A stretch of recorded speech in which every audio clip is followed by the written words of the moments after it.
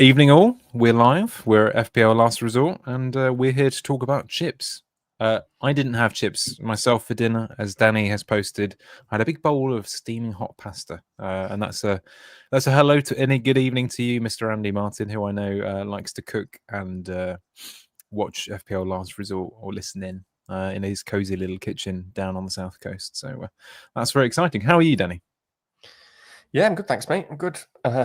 It's a bit weird one tonight, isn't it? I feel like we're going for a record short time, aren't we? I hope that doesn't disappoint anyone. We say that every time, and then we end up going 2 hours. But yeah, no, we'll see. We'll see. I think it could be short and sharp. Actually, how long it is tonight will dictate like what I do for the night. By the way, I know you've got potentially some plans, but Mrs. Richard, which is her real name, is on a long train journey back down south at the moment. So I will try and pick her up from the station if we're quick. If not, then I'll get some angry looks later on. But we'll give it a go. But yeah, no, you're absolutely right.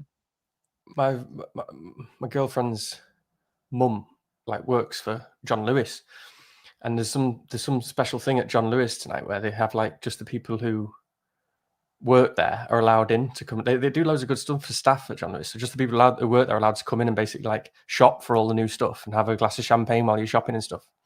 Oh, and it sounds quite cool, doesn't it? Because how often do you get to walk around a nice big store at Christmas and just when it's not absolutely rammed, and then also have a drink in your hand?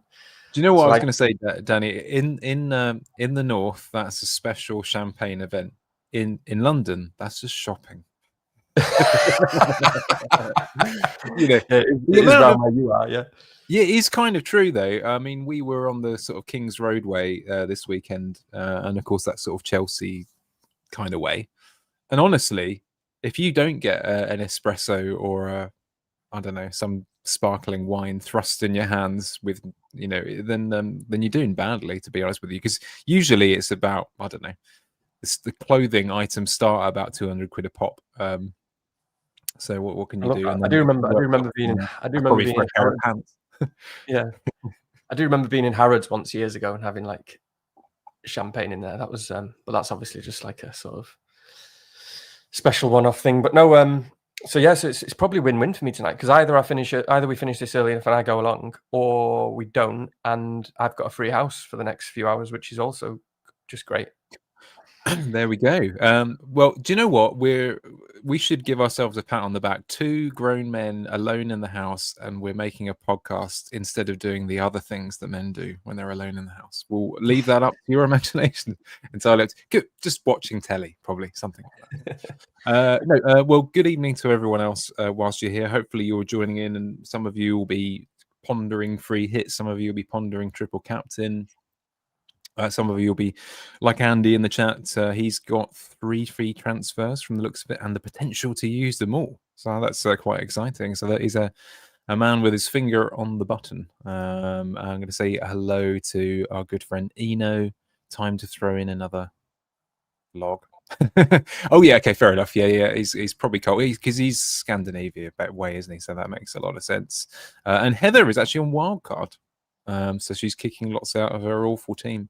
What we'll do in a minute, we'll have a quick look at our week, but we're pretty intent on getting straight into the weeds, or whatever you want to call it, this week. So we'll do that pretty much straight away. Oh, actually, do you know what? The only thing that's cheered me up since coming in, other than that steaming hot bowl of pasta and seeing Danny's lovely new haircut, it is new haircut, isn't it? Pretty new, yeah. Pretty new. Extra short. Yeah. So this week's jazz recommendation, because I've got it beside me because I put it on before Danny actually heard it as he came in, he sort of gave that sort of scowling look, was Herbie Hancock's Man-Child. So if you're interested in something slightly funkier from the mid to late 70s, Herbie's your man. Anyway, that's enough of that. Let's get on to the actual good stuff. Oh, by the way, exciting news. I say this now, it might not happen, but I'm pretty sure the next time we pod, all the time after, hopefully it will look a bit slicker, because we're planning on doing a bit of camera investment over the next week or so. So hopefully that will look pretty good, and you'll see us even more clearly. And lighting, although you seem to have improved your lighting setup a little bit tonight. Mine's shocking. It's not great, but I've basically stolen a lamp from the other room, and it's over there, and then I've got one above my head, so it's moderately better. But then if I move too far, it looks a bit shiny and weird, isn't it? So yeah, so I'll try and keep. It looks beautiful. Keep back. Oh, thank you very much. Yeah, well, hopefully. But yeah, lighting's the key. Baker gave us a few good lessons on that. We need to sort out the lights, which we will. Yeah, at least our sound is good, though, isn't it? Hopefully our sound is good, which is the most important thing for a pod. So yeah. Thankfully, this old thing sent to me by our good friends at Above Average is working out good. Cool. So this week, Game Week 13, free hit plans. Who makes the cut? We're not assuming that you're on free hit, but I know it's a big topic of conversation, so we'll try and do that. Quick look at last week's scores, and then we'll move on. Danny, 43. Any notes? Oh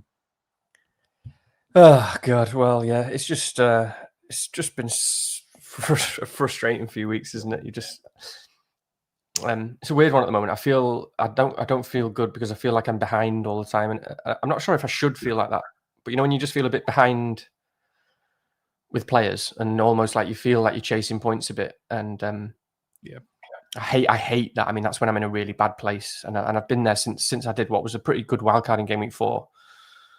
I've not really had any transfers, and that's the problem. Even if you do a really good wildcard in Game Week as early as 4, one of the reasons I did that was because my team was a bit of a mess and I had lots of injuries and stuff. Yeah, just little things like, even though the wildcard was good, like I didn't have Gabriel and that sort of stuff, and so I immediately had to start using transfers, and then I have had injuries since then, and I've basically just not been able to build up transfers at any point, and then you feel like you're chasing points a bit. But I think that is a little bit outcome based, because like people like Mateta and Sarr, they were objectively very good picks to me, and they could have had a lot of points. And every week they've been blanking, and whereas like Thiago versus Mateta, and he's had like 4 penalties since I didn't get him. And Mateta's just missing chance after chance, and another one-on-one that he's missing the weekend. Sarr, I don't know how he keeps blanking. So I feel a bit behind with the team, but then I also, that's not necessarily the case, and it's just a bit. Well, I mean, that was such a frustrating end to the week, because I didn't captain Haaland, so it was kind of great on Saturday night, just in terms of an outcome, because my weekend wasn't ruined from it by FPL. Yeah. I was like out in the pub, and it's always nice when you just like, he could have scored 2 or 3 goals, and then you just know you're completely fucked for the week. And then I managed to sort of get through Saka as well. So going into Monday night with Bruno Fernandes captain, Brian Burmo and Iliman and Jai was obviously quite exciting, or wanted to be exciting, especially as a United fan, like watching the game on a Monday. And like I made a point of watching the full game and watching the build-up, because I haven't seen Monday Night Football for weeks, because I don't like to dominate the TV too much. But yeah, and obviously it was just couldn't have been any worse. I will say it's quite funny though, like just quickly on captaincy, because I was thinking about this, and because not a lot of people did that. Obviously everyone captained Haaland, and this is not about a right or wrong, but I was just thinking about things like, all the talk about people. The whole talk was about painting the Sistine Chapel and stuff, wasn't it? Because of and this is not directed at Baker or Adam or our good friends at Above Average or anyone, any individuals, because it's like, but it's just funny to me, like in hindsight, there's so much of like Twitter and X saying, I paint the Sistine Chapel, I've not got Raya, I've got timber and all this, but you're captaining Haaland away at Newcastle. Yeah, true. You know what I mean? You're not painting this, you're painting plasterboard in your student basement. You're not painting the Sistine Chapel. So it's just an interesting one, isn't it? It's quite interesting to me, because and there's no right or wrong. And again, like watching the City game, I actually felt like, obviously outcome-wise, it was a bit of a mistake not to captain Haaland, because he was even better than I thought he'd be, even though he blanked. Surprisingly so, yeah. Yeah, Bruno Fernandes was worse than I thought he would be. United was so terrible. But it was still a nice logical opportunity, and that's I always look for those opportunities for the big ceiling, the proper ceiling. Trying to win FPL, because that is kind of the point. I mean, if you you could be really blunt and say, if you're really sort of talking about trying to win FPL, you're not going to win FPL captaining Haaland away at Newcastle when other players have got good fixtures. It's probably the 3rd worst fixture for Haaland of the season. So there's so few opportunities. If I don't know, I'd probably say Arsenal home, Arsenal away, Arsenal at home are the only two worst. Yeah, I was just checking that. Yeah. You know, so there's no real regrets there. It's quite nice to just go for something that's logical, but it was just truly painful. But yeah, maybe we'll talk about Fernandez and stuff afterwards. Yeah, we'll do. Similar kind of set of circumstances for me. I mean, we both got Anderson off the bench, right? So it's a rare bit of jam for us. I say jam, but you know, I think having someone solid first bench with DEFCON is something that a lot of people probably do now anyway. I did wobble on captaincy myself, so I'm definitely in the student flat there. So yeah, Captain Fail, obviously the highlights really are I mean Minty to the rescue there. I always think, I mean, so far his points have simultaneously been sort of lucky and a tiny bit unlucky, but mostly lucky. In the sense that, you know, deflected assists and that sort of thing. But pretty. I mean, I think one of the reasonable decisions recently was picking him up on wildcard as a kind of, he can come in later, and that's worked out. Usually that doesn't work, does it? You bring someone in and bench them for a while and hope they come good. It's a bit of a risk, but that seems to have worked out pretty well. Sarr came in, and I thought I was gonna be the guy, you know, who sees all the points suddenly flurry in after all the potential, but that didn't work out, obviously. So a bit like you, there's a few things that you kind of think, well, I could get around to fixing, but the reality is it's definitely going to wait for a little while, a couple of weeks, and maybe there'll be a few transfers before the AFCON splurge. It's funny, isn't it, with Anderson? Just quickly on that point, because I was thinking that as well in terms of like who's actually done anything for me, or who's been reliable, because there's been very little, you know, and you've sort of been surviving. I've been surviving, really. It's what it feels like for the entire season. And actually, I was thinking about the two guys that have been sort of the most reliable or consistent, just from memory, and I'm not really sure, but one of them is definitely Anderson, who I've only played a few times, but every time you play him, he just seems to be like, you know, you can sort of pick the fixture. Yeah. To be fair, I was extremely torn all week on whether to play him this week, and over against Njai. Yeah, and because I messaged you, didn't I, on Saturday morning, through Friday night until half an hour before the deadline, I was starting him. But then I do generally like the sort of, you know, the midfielder and the potential for a big attacking return and so on. And obviously Everton went down to 10 men anyway. But extremely torn on that one. But every time that Anderson has sort of had a good fixture, yeah, he's just pulled through him. And I was looking back, and it's those home fixtures, and he's like, he's got me like, I don't know, 6 points, 10, 4, 6, 10. And they're the only times he's played him, you know what I mean? And then there's Lacroix as well. His Palace defence is one of the only other good things. And Lacroix, he's been like really frustrating for me, because he's been getting outscored by Richards and Gay every week. And yet he's still been one of my only reliable players who's still been getting something, you know what I mean? And obviously this week he did better, but... Would you know what? Actually, you reminded me of my weekend just off the King's Road, where I had a bad Saturday in the sense that I actually looked at football, and I was just thinking, I was like, why on earth did I not even? Well, I did consider it, but why did I not consider seriously just bringing a Palace defender in? You know, it's one of those things where it's almost so obvious that it didn't really kind of break peripheral thinking. But you know, obviously there's so many reasons to have picked Virgil van Dijk last week. I know what you mean. There's definitely an element of that. Idiot, really. There's an element of that where, because we all feel like we're surviving a little bit or struggling, or you know, it's very difficult to move. I think that does, across loads of people, pull you more towards Virgil than it might have done previously. Yeah, I mean, obviously he does have the fixtures there, but obviously it's someone that we all moved to Virgil at a time when nobody really had him, and you know, there's upside there as well. Maybe if you're in a stronger position, maybe you look at all of these things a little bit more rationally and actually go, yeah, well, Palace have just literally got an incredible defense, and really good pick. But I just on that, actually, because it will come up in questions later, but I do think in my team, I don't know whether you have a spot like this. I can see if there is a situation in sort of 15 where I genuinely haven't got anything to do, something like Senesi to Lacroix would be a really whether it's a good idea or not, it's a justifiable one where if the yellow card picks up, long-term move. I do like that Palace defense more than Bournemouth. Although Senesi is obviously a good pick, so it's I don't know, just thinking aloud. Totally, and I'll be doing the same, but to Timber. So I agree. Yeah, okay. So we'll be sort of yeah. I was going to say strangers in a train. Strangers in a train. It's definitely not that.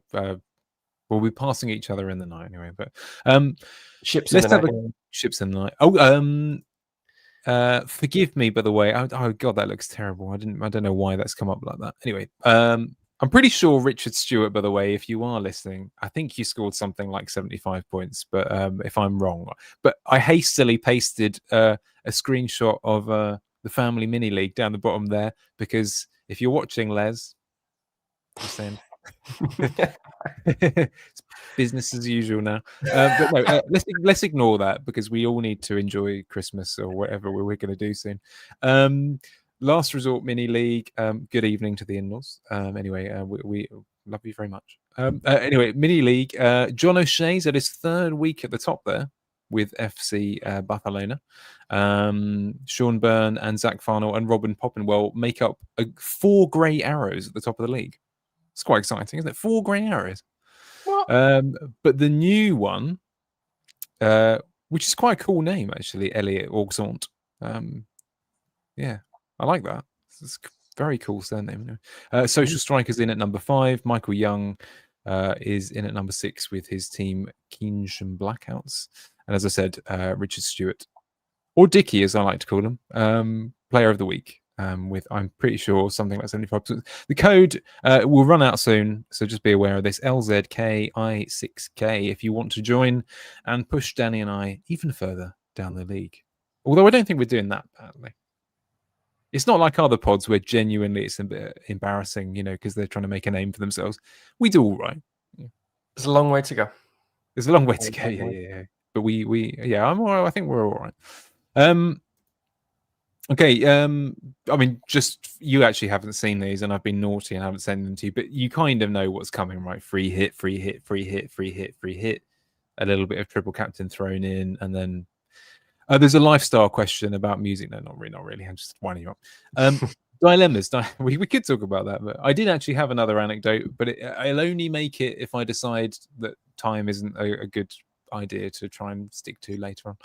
Dilemmas. Okay. Bit of broader context here. I think Danny and I are both strongly considering a free hit for our teams this week, so we'll be doing that side of things first. Fully understand the arguments not to, and to wait until a bit of a buffer later on. We can talk about that. I think a lot of people are still talking about. Sorry, I'm talking away from the mic. Free hit 16, and we can look. I can explain, at least in my case, why I've moved away. Or move towards free hit 13 a little bit more and away from triple captain. There are a few mitigating circumstances there, not least that I feel like there's another week or two where I'd be quite happy to use it, basically. You've used your triple captain, is that right, Danny? Yeah. And it was a success, actually, wasn't it? So that's good. Yeah, 17 points. Yeah. Oh, yeah. What week was that?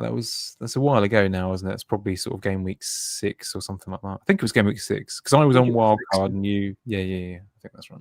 Yeah, because I did wildcard for bench boost 5, triple captain 6. Yeah. So we will touch on this question later on, for example, which isn't triple captain just better, but that will be part of the discussion as well. So, I don't know where you want to start. Obviously, we can bring up an example draft and talk around it, but I think we'll just start with these questions and then we'll go into that draft and try and pick it apart a bit more, because some of these questions touch on that a little bit more as well. But yeah, popular this week. So the first question is about shield picks. So when you're building, when you were building your wildcard draft, when we look at it later on, are there any players who you just think sort of, okay, they're going to be high owned, probably on free hit, but they're going to be also high owned potentially in normal teams in some cases? Are there anyone that you feel like it's just a solid play to have these ones, and we can look at differences and difference makers a little bit later on. So who do you regard as shields or locks, maybe, is another way of putting it? Because I don't know whether shield is quite the right. Well, exactly. I'm not sure how to frame the question. Yeah. I suppose it has to be locks, because it's an interesting thought, isn't it? But it's an interesting thought, though, isn't it? That what is a shield pick this week? Because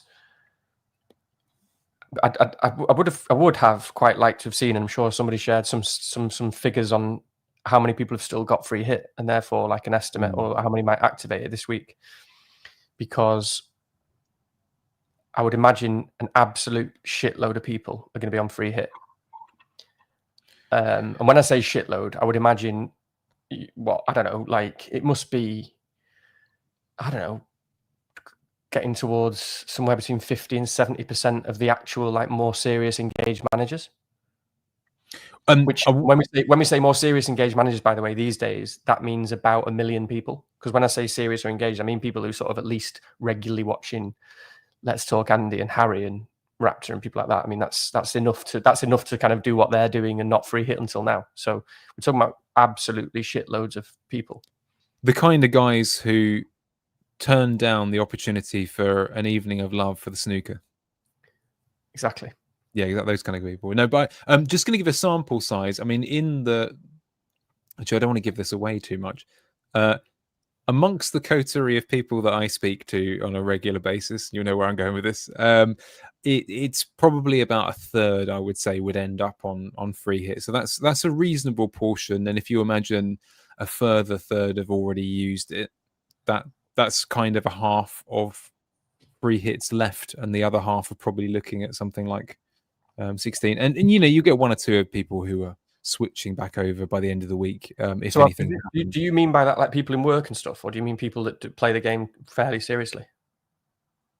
I don't want to answer this question publicly. Right. So that means so we're not talking that you're talking about more than what we would still frame engage managers in a certain area of Discord. Yeah. Oh, okay. So it's probably maybe it's less than I thought then, because I've not really looked at sort of. I've not been on. It's pretty high engagement. It's pretty high, yeah. So anyway, loads and loads of people are going to be on free hit, and the kind of the point is that the free hit team, sadly, is going to be very similar for everyone across the board. Obviously, we like to find what's interesting and where it sort of where the differentials are, or what for if there are any differentials, or where the differences are, and so on.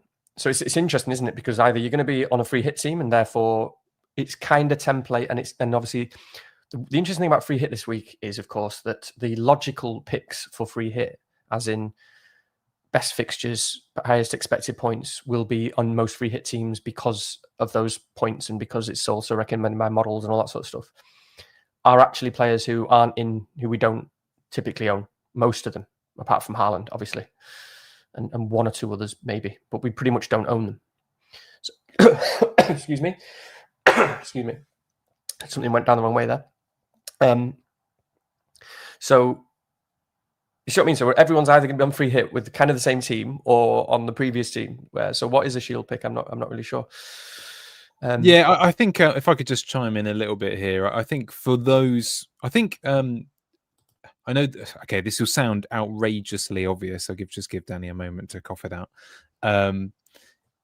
But okay, so we know that everyone is going to own Haaland and already does, but more to the point, a lot of people who are not free hitting will triple captain. Those who are on free hit will captain him. So the first point to say is, it would be a well-being issue not to captain Haaland this week. I think it's fair to say, unless you have steel underpants, then probably avoid that one. Thiago is going to be heavily bought, not on free hit, and he will also be Brown alert. Brown code Brown. It does mean he was changing the bulb. If you get that reference, and to the one about the snookers on the telly, please do put it in the chat. I'll be impressed if you get both. What was I going to say? Well, yeah, Thiago will be owned by more or less, not everyone, but it's going to be very high amongst engaged managers this week, isn't it? Because it's just quite hard not to. I think going further north in the team, so to speak, on the page, I think defense, for example, is an odd one, because there'll be shield teams on free hit, because it's there's going to be a lot of people on double, say Villa or Brentford or something like that to catch the good fixture. But they won't necessarily. Very good, Johnny Eggs, who's recognised Red Dwarf and Bottom. The references there, well done. God, people listening to this are going to absolutely hate this diatribe, aren't they? But yeah, they're going to be shield teams, but not necessarily picks, because Collins versus Van den Berg, who cares? Cash versus Powell, not much differences and that sort of thing. So there'll be that. And midfield is a bit of a smattering, isn't it? I think Foden will be quite popular. Salah will be very popular on free hit, and then of course Rodgers will be in. Not because of the form of last week, but I think that's a pretty safe to say that those are going to be amongst the shield picks, not field picks. Yeah, so they're kind of so that you're right. So they're the sort of shieldy picks within the free hit. So that's where it's kind of a layered discussion, isn't it? Because then it's like, what is a differential, and is it how many, is it to what extent are those players that kind of we all own, but we're all free hitting out, and it's going to be a lot of fun in that sense. Not to say fun, but it could be a lot of fun for people not on free hit, of course, because suddenly they have a team of very good players who are really quite differential. I mean, the ownership is going to plummet because of that free hit dent of the likes of Sarr and Mateta and whoever else, all of them, Saka and so on. Arsenal defence. I mean, Arsenal defence is suddenly fun, especially for people on double defence. I have to say, personally, on this conversation, the player that scares me the most, just because it would be so predictable that this will happen, is Semenyo. Because just being out, loads of people have just sold anyway. Loads of people will just think, oh, do you know what? I'll just hang on for another game or two. Sounds like he's back, etc. And that's where they start to make their hay. By the way, I know everyone thinks that people are lucky for getting Anderson or whatever on the bench, but with Bournemouth, with sort of, what was it, 4.5 XG against West Ham, etc., there is no way that he would not have matched Anderson that game anyway. So I don't think it was luck by any means. Yeah. No, it's yeah. I mean, Semenyo is one that's terrifying, that we all kind of just like, we pretend it's not there and pretend it's not happening. And he's very much an option for free hit, by the way, and that's something we all need to explore more. But because he's such a hard player to read. The reason why he's so difficult on free hit is because he is a bit streaky, and he is a confidence player. I mean, he's a confidence player because of the type of player he is and has been for the last 3 years. Same reason he missed that penalty. It's just kind of the way he thinks. And so he's quite a hard player to read. And obviously he's not been doing very well, or not been doing much for weeks. So with someone like that, who's not actually been doing the points, it's very difficult to bring him in. But then at the same time, he's kind of a talisman for them. He's probably on penalties still. And that's big. I mean, when you add penalties to the fact that it becomes like, hang on a minute, what are we all doing here? Because that's really quite significant. It makes him kind of, on paper, one of the best picks. But again, it's so difficult when he's not got the best fixture in the world, but it's decent. So we need to talk about Semenyo more. But yeah, I mean, it's a good point you make as well on Haaland in terms of triple captain, because I hadn't really considered the fact yet, because I haven't really thought anything about it, is that he will be very likely over 200% EO, won't he? So we'll actually all almost be losing points on Haaland, yeah. And I mean, we talk about triple captain, but on paper, it is definitely the best triple captain now for the rest of the season, because the thing is he's just rested. He's just been rested. Oh yeah. You are right. For what it's worth, if I didn't have free hit, I would be playing that this week. Yeah. So you combine rest, first fixture of the game week, so we have a league just in case if there was that little 1% of something, and at home and on form and fully fit. And I really do like the matchup in terms of Leeds. Really, I don't see them as a sort of all men behind the ball team. No. I think it looks like a sensational triple captain fixture, to be honest. So that's difficult, but it's also a boring triple captain fixture. It's also a boring triple captain, for what it's worth, Yeah. Andy Martin, who you said was in the chat a minute ago, he would hate that, wouldn't he? Yeah. So, but equally, I mean, we'll come to the City point in just a minute. But of course, this also looks like a really good week for having triple City, because of that relatively, the early fixture. Well, not early fixture, but near the deadline, the rest in midweek, the fact that they had to bring them all on sort of 45, 60 minutes midweek because they clearly need them on some level. So I think it is quite exciting. I mean, that second question we'll come to in a minute, but but the City options are certainly one of the tipping factors for a lot of people who were undecided. But just coming back to your earlier point, and I heard someone mention this earlier this week. I think it might have been Big Andy, the other Andy. Sorry, not Andy Martin. Let's talk Andy. But I think he said something along the lines of he would he'd probably hand in his chip for 15 points. And I completely agree with that. Like, I would definitely hand in my chip and say I'm happy not to use it if you give me 15 extra points. This week, there are a lot of people in the chat who don't have a great deal of confidence. FPL FOMO, for example, not optimistic, but it'll outscore his own team. And I have to say I agree. I look at the team and It's literally could go either way. It is a massive. It's a massive. I think I'd even hand it in for 10. So you mean the free hit when you're saying you'd hand it in for those points? I mean, like someone says, okay, don't worry about it. Scratch the free hit. Here's an extra 10 points. This is where we differ, isn't it? I mean, people think you're much more cautious than me, I think, generally. Yeah. I absolutely wouldn't, and I absolutely always want the extreme. Well, you're painting the ceiling, aren't you? You're up there. You're doing the sort of lovely little clouds and the angels with the wings and the finger touching the hand of God and that sort of thing. Or whereas I am quite happy just with the block prints, bit of Rothko. That's you're holding the ladder for me, basically. I'm holding the ladder. I'm keeping it firm. I'm taking a day's wage, going home and having a solid, unspectacular dinner. As long as I'm all right and I get to sleep, I'm fine. Yeah, 8 hours, fine. Yeah, I do. Yeah. No, so the thing is as well is because what I like about the free hit this week is because again it's combined with some level of logic. Like I can take it if it capitulates and it's disastrous. I'm like, okay, but I'm okay with it because it was logical, because the fixtures were there, the upside was there. You got to just deal with it and recover. And a little bit the same like captaincy would have been this week if Haaland would have braced and my captain blank. It's like, yeah, but I've got no regrets. Like I go to bed easier at night. Then I'm not thinking what could have been. Like, what am I doing here? What are we doing here? We're trying to win the game. And I'm just trying to beat Les.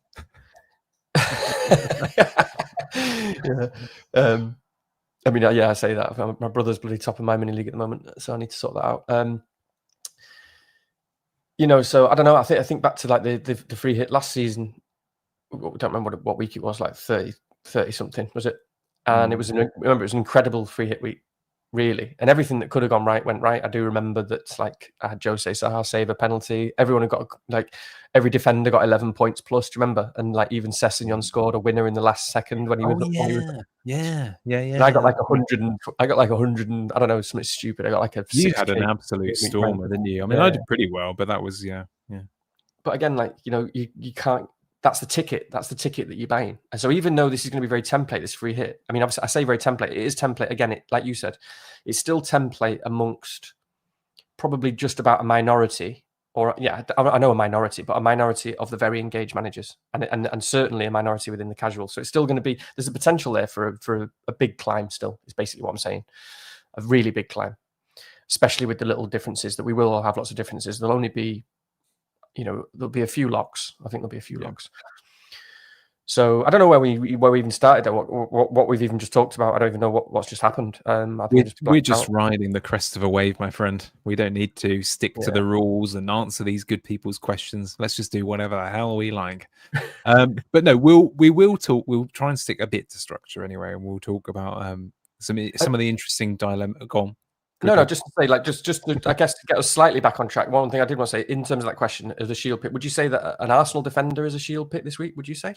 Yeah, so this is where the lines blur between the free hitters and the normal teams, so to speak. And actually, just whilst we're at it, because someone has asked in the chat whether we think Arsenal players there will get rested against Brentford or some against Chelsea. I mean, I'm not really a big believer that they will be resting players very much in the next couple of weeks, because I know that people were still thinking that, Timber will get a rest midweek next week. Because obviously, actually, I should say this in advance in case anyone's forgotten. There is a Tuesday deadline and then a weekend deadline next week. So it is a pretty hectic turnaround. I'm not quite sure what we're doing yet, but we'll work that out. But I'm not a big believer that Arsenal will rotate heavily in that midweek game. That's actually really bad for me because I forgot that it was midweek and I forgot that they're on Wednesday and the deadline's Tuesday because I was looking at bringing in like a Timber for that game. And that's problematic now, isn't it? Senesi. Possibly. Yeah. I can't see it. I can't see it myself. I don't think they will. Brentford are good. It is probably overthinking, isn't it? Probably. Yeah. Okay, that's another discussion. That's for next week, I guess. But to answer your question more broadly, I think it again to take your attitude of you've got to pick the free hit and be happy to take the necessary risks and to be logical. I would assume that it's not for free hit managers to pick him. I mean, actually, it's quite interesting that a lot of people are still backing Van Dijk. We'll talk about that when we look at the actual draft. That doesn't really float my boat, I have to say, but we'll come and we'll look at that a little bit later on. But no, probably not. But I get what you're suggesting there, and I think it's perfectly logical. I might do it, but I'm less likely to do the Van Dijk thing for what it's worth. Just not to labour the point, but again, I'm just thinking I'm ahead and how I'm framing the free hit, but people are scared and saying, "Would you swap it in for this?" And they're going to, my original team's going to do really well, and I'd swap it in for 10 points. We get so few opportunities now. The game is so hard. We get so few opportunities. And again, last weekend, that's why kind of part of that decision for me to not captain Haaland was we get so few opportunities to take a big slice to take a risk, a logical risk, and to have the potential to get loads of points over people as well, especially who are less engaged. So even if you're just a sort of, kind of an engaged manager, this is a massive opportunity to get a huge amount of points over the field. Whether you get it or not doesn't really matter. We get so few of these opportunities. So this is 1 week, just like Free Hit 16 is, by the way. This is 1 week where we've got loads of really good players, or certainly loads of really good fixtures and decent teams at home with players that nobody owns. So you have to view every opportunity like this as grab it with both hands and just go all out and take what you can from it. Whatever happens, happens. The game's still mostly luck. A lot of skill, but still mostly luck. So yeah, I mean, you are so Zorro, so James Bond, devil may care. I like it. I've always said I love having no regrets. So I'm excited. I can go into next week. I'm not bothered because even if it absolutely tanks and I get 10 points, I'll still sleep well because it's logical. So that's what I enjoy. Yeah, that's fair enough. Yeah, and okay, should we move on? What's the next? Yeah. So let's go on to talk about our good friend Pete has sent in this question all the way from, I was going to say sunny Canada, but probably not. Canada. Anyway, for those on Free Hit 13, double City defense versus defender and Foden. I see. Haaland's a given, isn't he? I suppose. Foden has good minutes, but has only got 2 returns in 800 minutes of play. I mean, first of all, I did check his minutes. I know you said this the other day. They are pretty watertight as far as Foden is concerned, which is pretty exciting, pretty rare. But yeah, it is true that the returns haven't been too forthcoming. The numbers are not bad though. I did have a bit of a dig into them. I can't remember them off the top of my head, which is exactly what you'd hope for from a podcast. But I don't remember. But they're all right. Have a little look. Go on the app. Perhaps that'll help you out. But yeah, what do you think? I mean, I have to say, I could see the arguments both ways here. Personally, I still think. Looking at the numbers for players like Cherky, etc. That is his name, isn't it? I don't remember his name. No idea. Those minutes, they're too rich for me, even if he does start, if I'm absolutely honest. So it is Foden to a lesser extent. Doku's minutes are okay. They're sort of average out in the 70s, I think. But yeah, it would be double defender over anyone bar Foden, actually, probably for me. So I don't know if it finds agreement with you. Yeah, Foden's locked for me. Yeah. Said it last time. It's bubbling a bit. I still every time I watch it, he still is just popping up, and obviously his confidence is building. The minutes are great.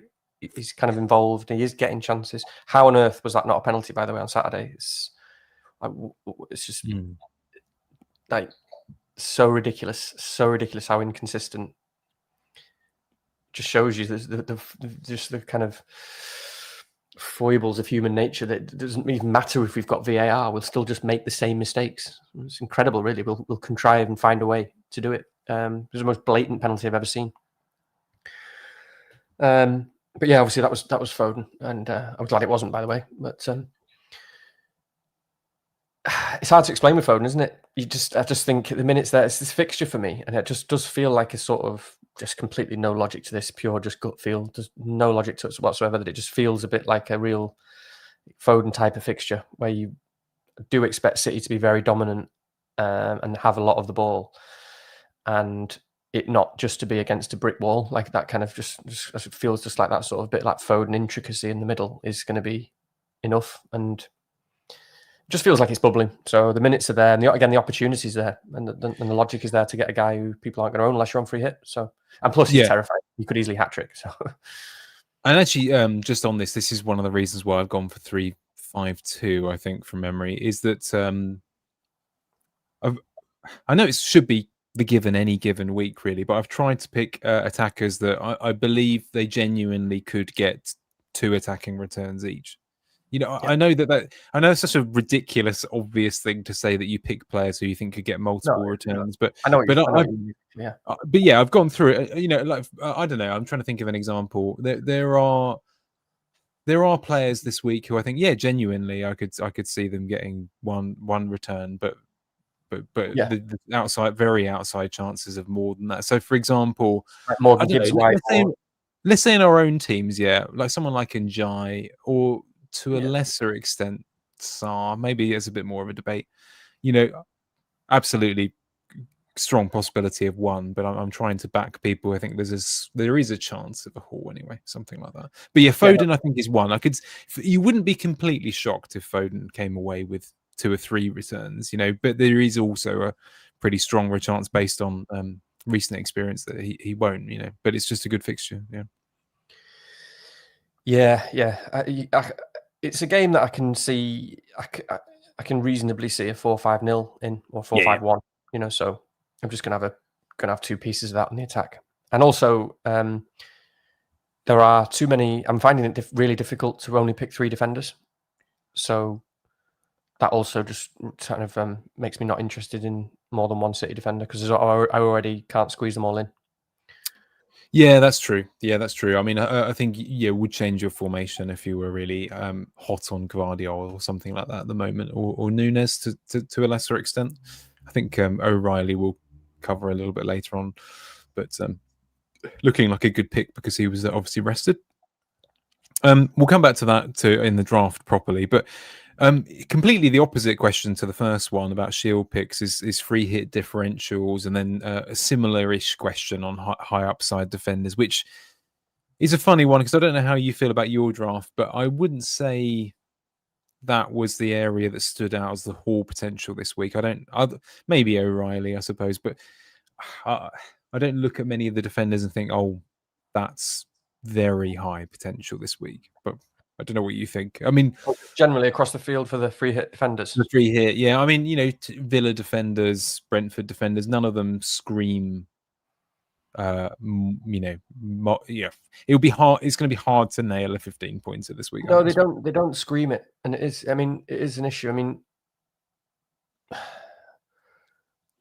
one defender that kind of did to me and does, and I'm having a little bit of trouble with, but there's a reason why I might not pick him. Is still actually Van de Ven. Yeah, I can see that. Yeah, I listened to that Romero. Sorry, you know what I'm going to say now. I listened to I had the radio when I was cooking on Sunday night, and as soon as I heard Romero has got a suspension, I was like, oh, that's a shame actually, because that was. I know it doesn't make huge difference, but it's just a little bit of a.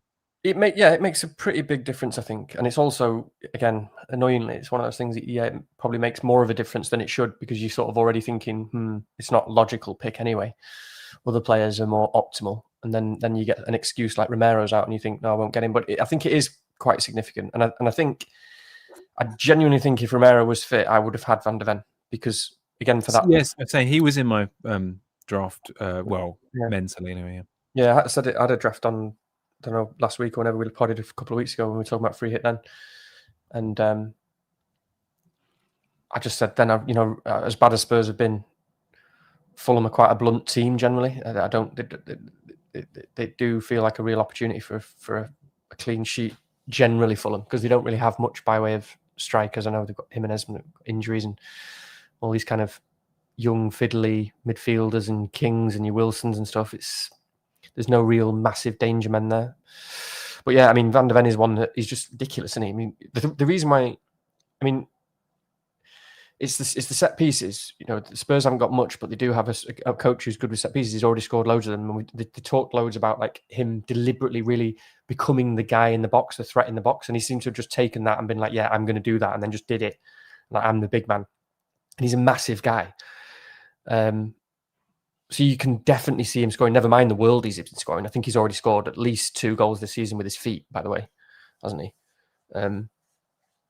So he is an upside pick, and it's a bit of a shame about Romero. So yeah, it's difficult. You're right, but I mean, we'll talk about the other picks, I guess, when we look at drafts. There are some where it's sort of your 0.1 chance. It's sort of your 0.1s, isn't it? So in terms of like XGI, and I think the issue I have, by the way, just on differentials, which is obviously the root of this question, is that if I'm within the coterie of free hitters anyway, it's all the players where, despite it being an exciting fixture, I still have concerns over minutes, really. So it's players like Doku and and Cherki, etc. I can see why people might fancy the risk there, but I think the trouble is mentally when you start to pit those against players where you think, yeah, but why wouldn't I just pick, a player from a slightly lesser fixture, Semenyo, who I know what I'm getting here, etc. I don't know why you would go. I know they're not the same price, but why you would go Cherki over above Semenyo, for example. Whereas Foden, I can justify that in my head. I can justify that. Yeah, but I would struggle to do that with.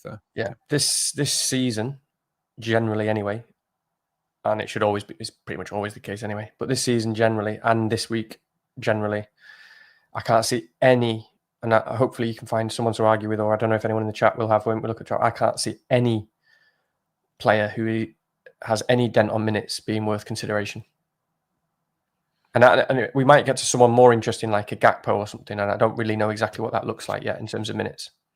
Yeah, that's the only one actually, now that you mention it, that is there or thereabouts in drafts for me. I think it's about Wirtz, isn't it? And I think him being out, and I know there's a little bit of trying.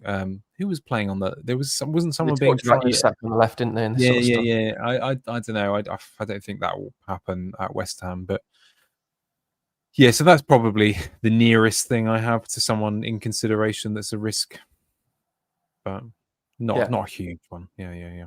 I mean, the only others are the guys who we don't really know what the minutes like. Where someone like basically the Palace guys. That's quite an interesting one, because I actually just to sort of, you made a point before about players that you could think could double return. Well, I do have Sarr in that bracket still. Yeah, I know. Yeah, he's there or thereabouts. Yeah, but they play on Thursday, and they are quite difficult to read on the minutes front a little bit. I mean, Mateta's had a knock or something as well, hasn't he? Or he's carrying an injury or something, hasn't he? So he's out the question for that reason. But Sarr maybe interesting. Yeah. Actually, Mateta, by the way, I hate to say that we should have not should have trusted our instincts. There's good reason to go there, but I do feel like there's an element of reverting to the kind of pick that we fear that he can be. We'll see. I know that there's a contract situation, isn't there? As well as a slight knee niggle. So we'll see that. But certainly he's someone that when it comes to 15, 16, I'm going to have a good look at him, because I'm not sure whether he'll stay. But there's a reasonable chance to move on from that. We will return to free hit drafts in a little bit, but I think it's important that we cover other people's situations a little bit. FPL nobody. Danny, I'm going to be honest with you. I made that up because no one actually asked this. So don't come at me.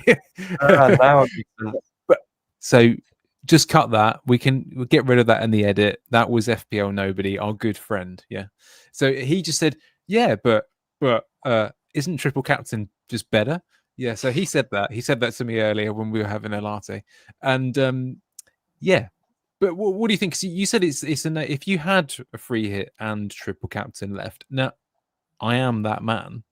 Now I have largely decided, I think, to spare the triple captain until a little bit later. I've got my eye on a couple of fixtures. You can probably guess which one I'm likely to try and hold it for if it works out. But actually, yeah, go ahead. Can you guess? Don't City play West Ham in a few weeks or something? They do. Yeah, no, absolutely, Andy in the chat. FPL nobody always speaks good sense. Maybe it was Andy Martin. I don't know. But yeah, West Ham in game week 17. I'll just remind everyone here that we will have Wan-Bissaka and Diouf gone for AFCON.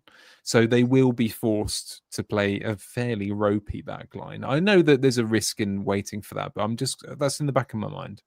So I'm quite interested. Wan-Bissaka and who, sorry? Wan-Bissaka and who? Wan-Bissaka and Diouf will be gone. So we'll be playing reserve left and right backs in addition to bad centre backs, including Max Kilman, probably the worst transfer from the last couple of seasons in some ways. Yeah, so he's that's quite interesting. They'll be playing Ollie Scars and Carl Walker-Peters up against City, so that might be quite a tricky one.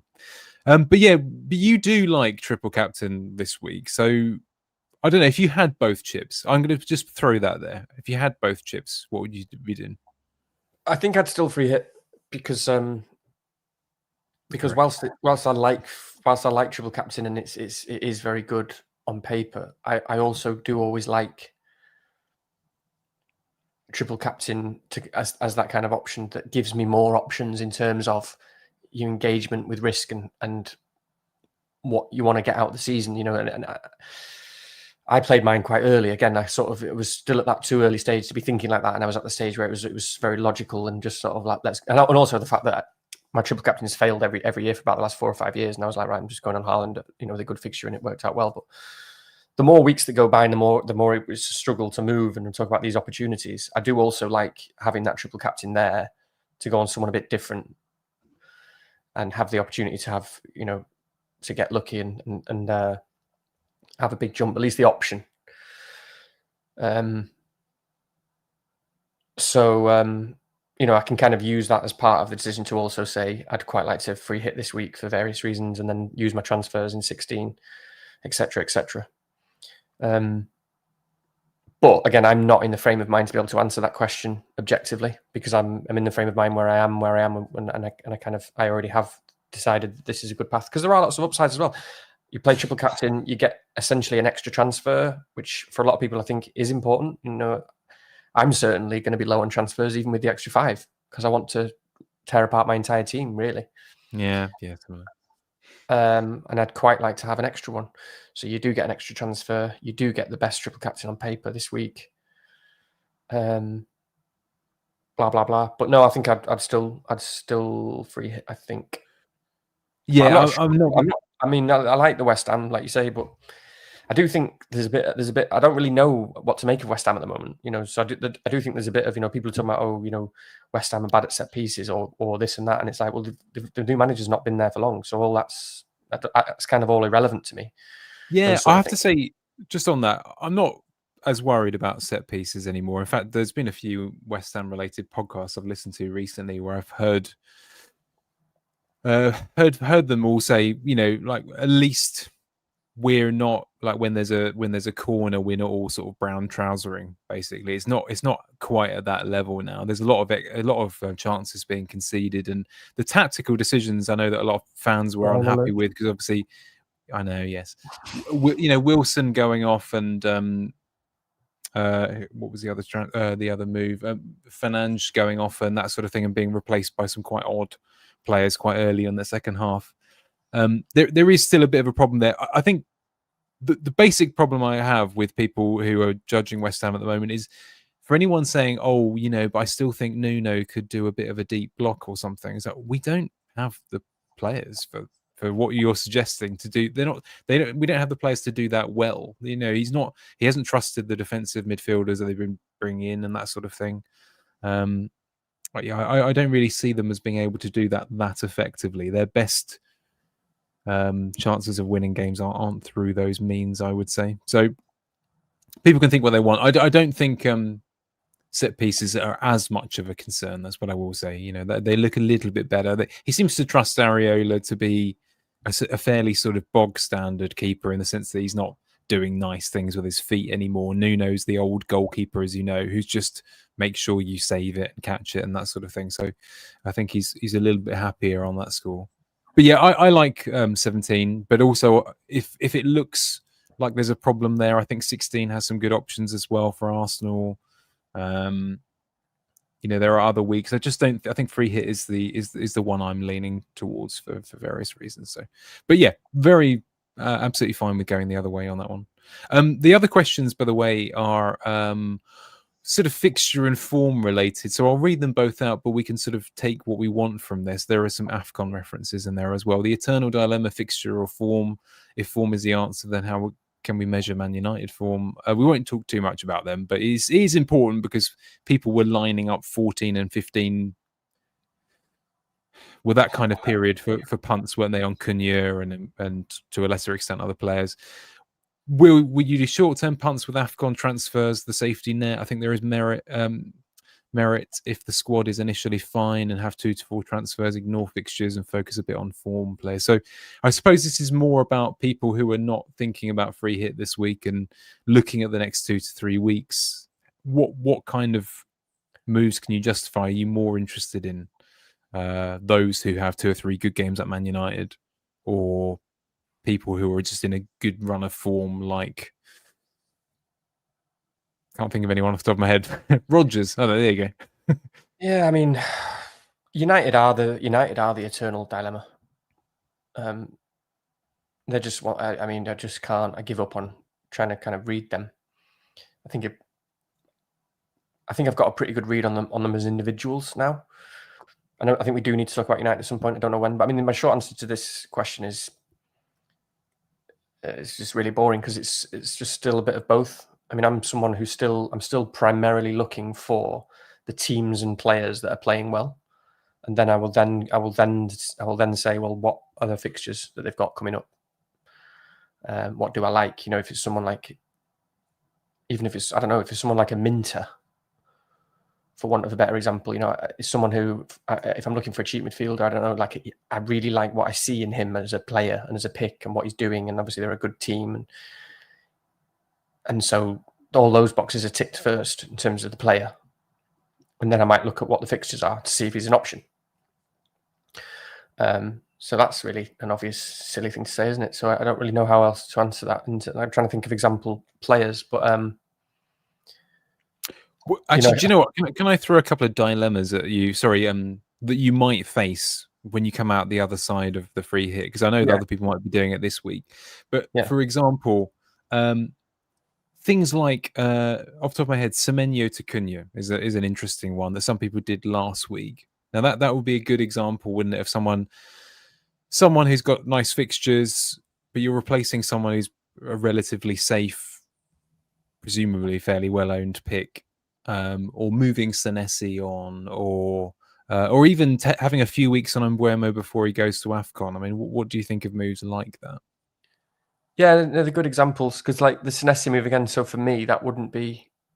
You maybe have to think of someone who's on better form than Acuna or Man United, because that is a real fixtures play. But again, I generally wouldn't do that move. I wouldn't be looking at that move. I'm certainly not thinking about it at the moment, for rightly or wrongly, just because I'd be looking at a player. Again, they're the most primary boxes for me, where I'm looking at a guy who is very well, still looks like a very good FPL pick in terms of his sort of output, his minutes, and his penalties and team that he plays for. So other people are, there are lots of other people who are more of a problem to me than Semenyo. Yeah. It's really difficult though. United changed this whole conversation, don't they? Because this, again, individually they're kind of good picks, and they sometimes look like a good team, and they have got good fixtures. I own 2 of them in midfield already, and I'm kind of okay with that. But it's difficult to know what you would. I mean, Burma, for example, still looks. United were terrible on Monday, and he didn't, as a result of us being terrible, he kind of wasn't able to have his best game. But he still looked like the one who is just looking down on everyone else. Is just like, come on, guys, like what we're doing here. And he looks so calm, and he just looks so.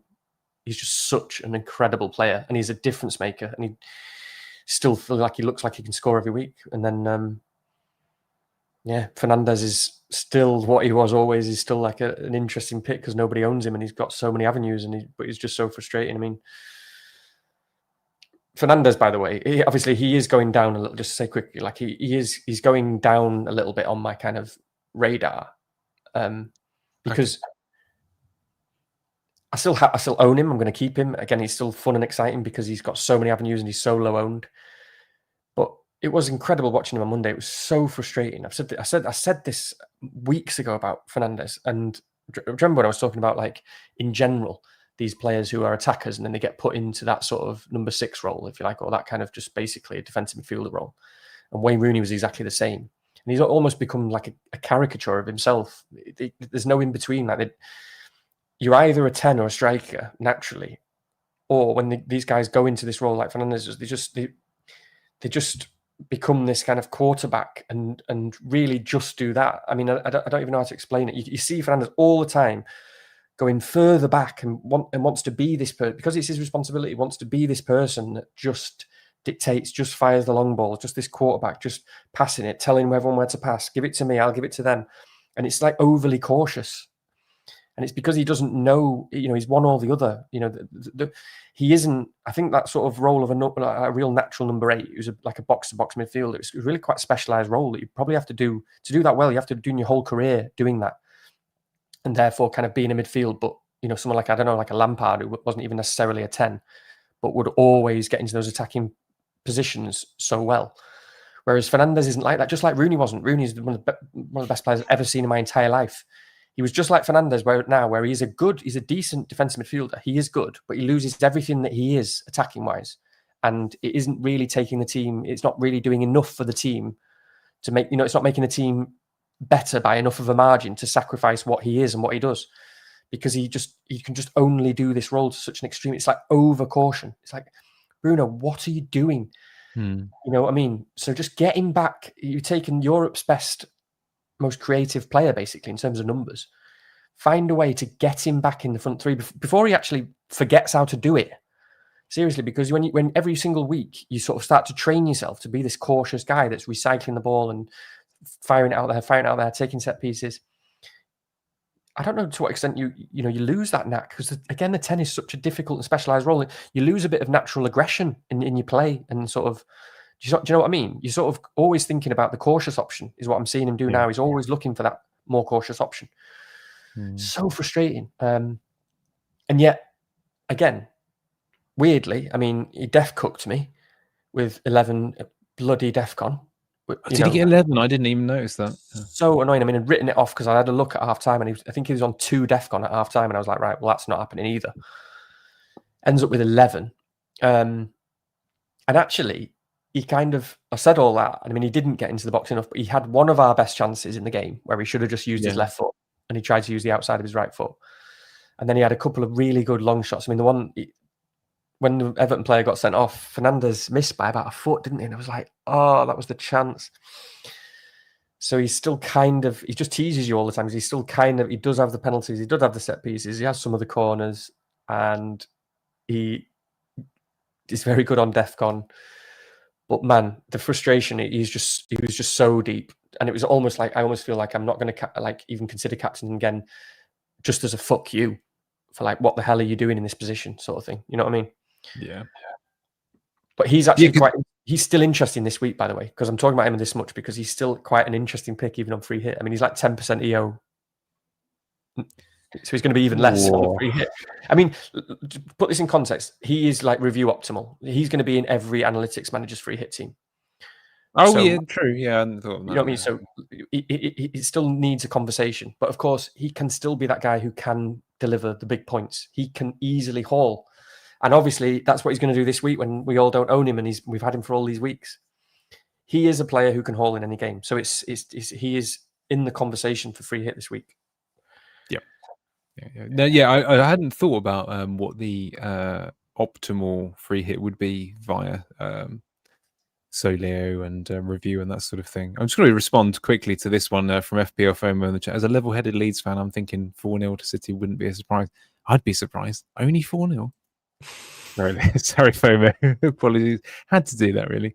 I'm just going to give a quick answer to this, just to go back to this question a little bit, because I hadn't realised I have a particular view on it, but kind of do. I mean, I've just used a transfer on Sarr last week when everyone would say it was too late, probably. But I did enjoy to Sarr. And I consider that to me my pre-AFCON move. I've only got one AFCON player. I just replaced one with the other. And I thought that was worthwhile. It hasn't been so far anyway. But broadly speaking, when it comes to 14, 15, I will be looking, if I can, to try and make moves that are still medium to long term. Like if I think, this is not a great example, but if I think that Lacroix is a good long-term pick that will see me through Christmas and beyond, I would rather use the transfer on that than doing someone to Cunha, like Semenyo to Cunha, for example.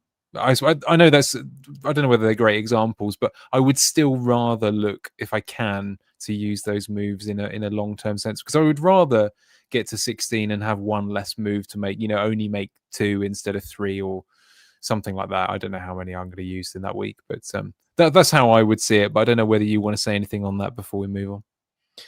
No, just agree. I mean, that's exactly the same as me. I said at the start of the pod that I feel like I'm kind of behind. I hate feeling like this because you feel stuck, and I don't.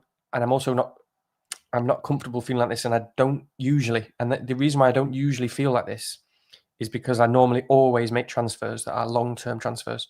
So I'm never buying someone for a few fixtures, hardly ever. I'm never buying anyone just for the form, like just like you said. So I'm thinking about who do I really trust as a team, as a player. Is it an Arsenal player? Is it a Palace player? Is it just a I don't know, a really solid sort of pick? Am I happy with an Anderson or a Minter as a cheap midfielder? Do I view them as a season-long hold? That's always the view. And usually doing that gets you, out of this feeling that I'm in right now. It usually gets you ahead of the game because invariably other problems come up. So yeah, I'll be doing exactly the same, really. Nice one. Yeah, because I won't labour the point on this one, but in 16, when other people have potentially their free hit and that sort of thing anyway, there are lots of moves that kind of make sense around that time, whether it be to get Thiago in, whether it be to get Gabriel back, whether it be if you suddenly have seen a couple of weeks of Cole Palmer. I don't know, or how on earth that would even be a possible transfer. I haven't worked that out yet, but there are things there where I think that's more interesting to me than something in the next 2 weeks. But I don't know. We'll see. We'll see in 15. I think 14 is a very strong likelihood of a roll unless anyone gets injured personally, but we'll see. I'm going to skip forward a bit. So we're not going to do the drafts just yet because I want to quickly show the actual fixtures and then we can go back to, because keep thumbnails simple. We'll look at these fixtures and then we'll basically go back to the free hit draft. And that will probably see us through to the end, I should imagine, actually. So the actual fixtures, I just want to read out the kind of highlighted ones, the ones that people are tempted on, whether they are on free hit, triple captain, or just normal bog standard week. There's a comment in the chat that I'll get you to respond to in a minute as well. But the fixtures I'll talk about, Brentford, Villa, Liverpool, Man City, those are the ones with the big sort of goal share there. So actually I'll come back to that comment in a minute. So yeah, these are the big scores. So Brentford projected to get 1.93 where with a clean sheet potential of 43%, which is pretty high. City 2.49, which is one of the biggest of the season, if not the biggest. haven't seen any threes. I mean, the last season, Liverpool and City, etc., were hitting threes in a couple of fixtures against Leicester and Southampton. But anyway, City 2.49 projection and really good defensive projection of 47%. I say really good. I mean, Arsenal beat that most weeks. But Villa as well, 1.88, so 41% clean sheet as well. And then Liverpool, I actually can't see the clean sheet there. 2.09 projected goals, only 31% clean sheet. For what it's worth, by the way, which is actually those numbers are very similar to the Arsenal defence at 30% projection clean sheet. I really do still believe. I mean, I'm going to get this horribly wrong, but I feel fairly strongly that West Ham will score this week. I'd be even as a skeptical, pessimistic fan, I would be quite surprised if Liverpool hold a clean sheet there. But we should. Same. I just want to say really quickly before you talk about this in any way as well, just on that last point, because I got to get it out of my head now, because I thought we were on the sort of middle question on the screen, and I was looking at the last question and didn't want to sound really boring in terms of, because it was saying like, do you take any can we make any sort of short-term punts, and is there anyone who can go on with all these extra transfers?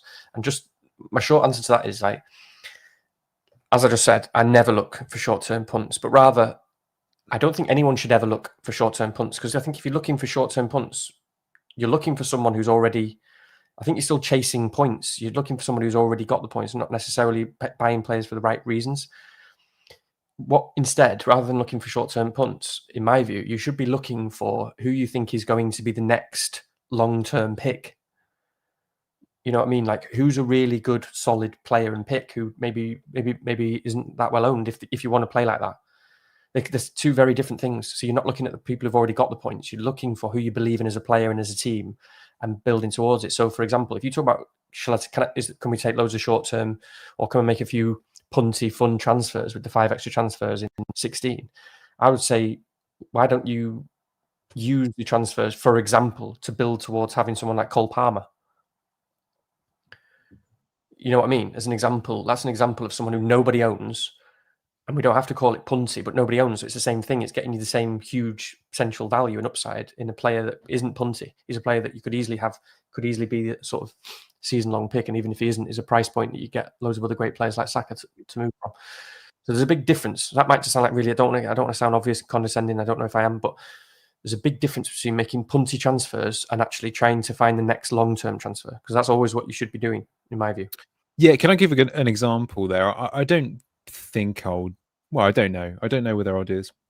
But sorry, frog in throat. But anyway, Thiago in game week 15, I think, has Tottenham away. Mateta has Fulham away. Now, I'm not saying I'll do this, but if I have nothing to do, I don't mind that.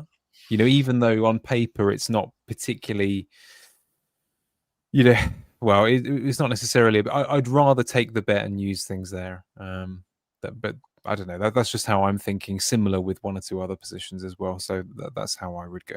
But yeah, I tend to agree. Yeah, I mean, even just quickly on that, you know, I've been thinking a lot recently about how, because it's so sort of stagnated, and a lot of people are frustrated, and people are making moves and making transfers and selling this, selling that, chasing that player, getting that player. Sometimes there's a little bit of a period here where, you know, especially coming up to 15, 16, where it's the differential move is to let the points come to you. You know, I'm going to quite like it, for example, maybe if, you know, I've got a Sar in 15 or 16, or even a Mateta in that week, and everyone's selling them because they're using up their extra transfers. You know what I mean? There's a lot of good picks, a lot of still good picks with good fixtures that people are moving off, and they're perfectly capable, and they become the differential, and you sort of save your transfer kind of thing. But anyway, so yeah. Nice one. Let's have a look at a sort of standard draft. Apologies for the quality of what you see on this. It's not too bad. This was with my bank, which you know, is not Coots or some fancy London bank where you need $500,000 to get an account or anything like that. This is my team value, so not good at all. Not like Danny. He could probably stick. I don't know. He could probably take Ballard up to Timber or something. Yeah, I've got a black card. I'm in the you know, I'm in the airport lounge, and you're in the basic terminal. Yeah, no, I'm still stuck with Ryanair, which and exactly. Yeah. You're standing up, to be honest, on this flight. I'm getting drinks brought over and everything. So standing up, Christ. Yeah, but you're not that bad actually, are you, for team value? I don't think. I think it's fair, and yours is pretty good. I don't think we're either of us at the extremes, are we? But yeah. But this slide, actually, just for absence of doubt, because I don't want to get in trouble. This is from the Fantasy Football Scout Planner app, which is pretty good. So to do use that. We don't have a sponsorship deal, but we're always susceptible to bribery. So this is a standard draft. I'll read it out for the audio types who can't be bothered to look at a screen. So in goal in this draft, we have Emi Martinez. We have a backline of O'Reilly. I did give a story the other day about dreaming that I'd accidentally put Rico Lewis in my team on Saturday morning, which still gives me shivers. So anyway, O'Reilly. If you read the team out, I'm just going to grab something at the door very quickly. Yeah. Team out, all right. So O'Reilly, Cash, Van der Ven, no, not Van der Ven, Van der Berg, backline, midfield of Foden, Salah, Gakpo, Rodgers, and Sade. Not the singer from circa 1990. This one's called Kevin. Thiago up front with Haaland, captain, pretty predictable. And on the bench, not that it really matters. Dubravka seems like just why not. And a good first bench, I think, seems logical. So I've gone for Dan Ballard, obviously, but then Heaven and Mark Gui on the bench. So yeah, pretty standard draft. Nothing there. This is purely to use as a template for us to talk through. So it's not meant to be exciting. This is just meant to be something that we've put together for the interest of you all. Do start putting your messages in the chat about who you particularly do and don't like amongst that group. Some easy players that you can immediately switch to others if you don't like the player, but you do like the team. So Cash can go to Powell. Vandenberg can be Collins. So I believe the numbers are pretty much the same for about 0.4 less. So if you need to save a bit of money there, that's there. And I don't know, Sharda to Dango, who's been absolutely rubbish in my FPL draft team for most of the season. He's there as an alternative again if you need to save a cool million there as well. Danny, you're back. I hope you have come back from the door with plentiful gifts, or you just had a wee. I don't know. Yeah, bursting, to be honest. Yeah. Thanks for that. Where are we starting then? So I just read out the team for the audio and explained that this is just for us to talk through in a kind of template version. I did it on the bus on the way home without too much thought, really, with the team value that I have. And I was recommending, really, I mean, it seems silly. You kind of, I'd still lean on having Dubravka and a good, solid enough first bench, but the last two bench spots, I think it's fair to kind of throw them to the wind. I think you should be okay, hopefully, this week, unless Andy Martin's going to predict some dubious weather. But yeah, do you want to start? Let's start back to front. So what goalkeepers would you consider? I mean, is Martinez in with a shout, and how does he stack up against the other options? Yeah. Oh, God, it's tough, isn't it? I mean, again, I think you just have to go with logic. There's so many keepers that could be good this year. I mean, we talked 2 weeks ago, didn't we, about David Raya, for example. They still are the best defence in Europe. And this will be the game that he actually, I mean, it's his only one of his rare Hall potential games. Yep. It shouldn't, well, you say that. I say it takes a lot for Raya to not be a 6-pointer, but it shouldn't be a 6-pointer, which becomes interesting. But, I mean, the thing with Villa, I kind of had to take a little bit more notice of Villa, recently, because it is quite amazing, isn't it? The turnaround that they've had, and really under the radar. Yeah, under the radar, really quite impressive, because they started horrendously, as we remember that they had the best fixtures you could have, and lots of people were on like Watkins and Rodgers, and they started with Newcastle, Brentford, Palace, Everton, Sunderland, Fulham, Burnley. And got off to a horrendous start. But yeah, I mean, when you look back now, they lost to Liverpool away, which is a strange game, isn't it? To lose 2-0. But other than that, they've won 6 of the last 7. won 6 of the last 7. Mm. And I think they're in the top 4, aren't they, at the moment? Or at least for now, I don't know. But I think... Actually, do you know what? Our good friend Craig has joined us in the chat fairly recently, so he can probably tell us where Villa are. He's a Villa fan. Well, they're right up there anyway. So it's been, you've really got to take notice of that. Like, amazing job by Emery, because imagine how down the players were, like how hard it is to dig you out from starting so badly, and just to slowly get it all grinding and functioning. They beat Fulham 3-1, then they beat Burnley 2-1, beat Spurs away 2-1, beat Man City 1-0, lost to Liverpool 4-0 against Bournemouth, which albeit probably wasn't a 4-0, but still battered them. And then to win 2-1, even to win 2-1 against Leeds last weekend, like they Leeds were the better team in the first half, because Leeds are really difficult to play against away from home. They're a really sort of intense, good team. And to still see out that first half and then kind of come out, make some tactical changes and win the game. So this is another thing, isn't it, about sort of feeling a bit better? I mean, this is a derby against Wolves, isn't it? Yep. So there's an extra bit of spice in there. I've not really watched much of Wolves at all recently. I don't know about you, but I don't know, because a few weeks ago they were actually still creating some fairly decent chances and just not scoring. Do you know what? I think a lot of people will go double defense this week, and perhaps I'm guilty of this as well in this draft here. But obviously, no goals at home last week in the most recent fixture before a free hit probably does serve for people to back against them quite conveniently. But we have to remember it is Palace that they played. So yeah, but no, I haven't seen much of them either. But they're it's fair to say that they're not free flowing in attack. We know that much.